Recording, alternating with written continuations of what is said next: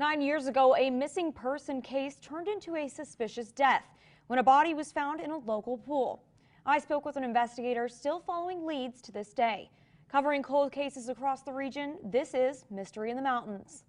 On Monday, April 16, 2012, city workers in St. Albans showed up at the city pool to get it ready for summer. Instead, they stumbled upon a crime scene, a body floating in murky water in the half-filled pool. The victim was 22-year-old Christopher Muir Davis, who was reported missing by his mother on March 29th. Davis was last seen on video surveillance the night of March 21st. That's the night he was assaulted and robbed on Aldous Street in St. Albans.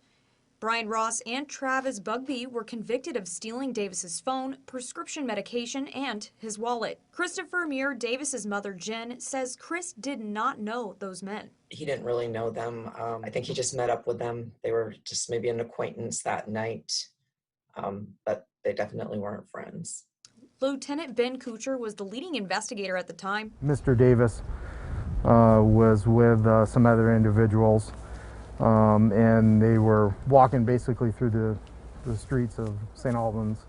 The two individuals lured Mr. Davis to an area on Aldous Street where they admitted to assaulting and robbing Mr. Davis. The location where Mr. Davis was assaulted and robbed was approximately 250 feet from where his body was found in the city pool.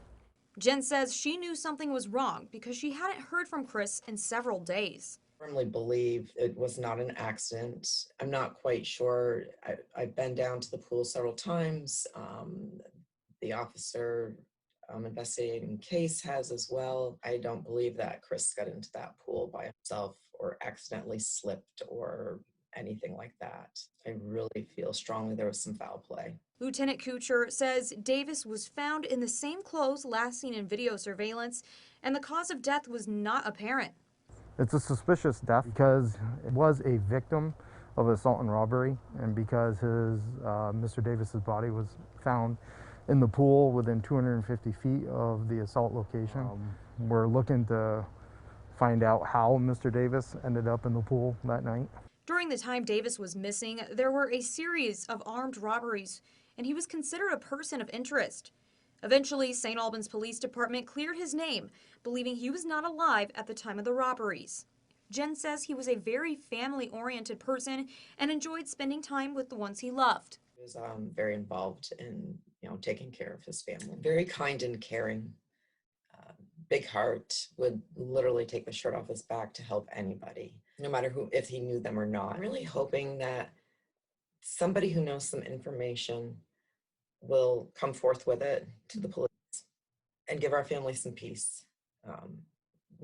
We don't have any peace on it. We all still think about it almost daily. It's not something you can't not think about because there's no closure. If you have any information regarding the case, contact St. Albans Police Department and/or Vermont State Police. Covering cold cases across the region, I'm Libby Farrow, and this is Mystery in the Mountains.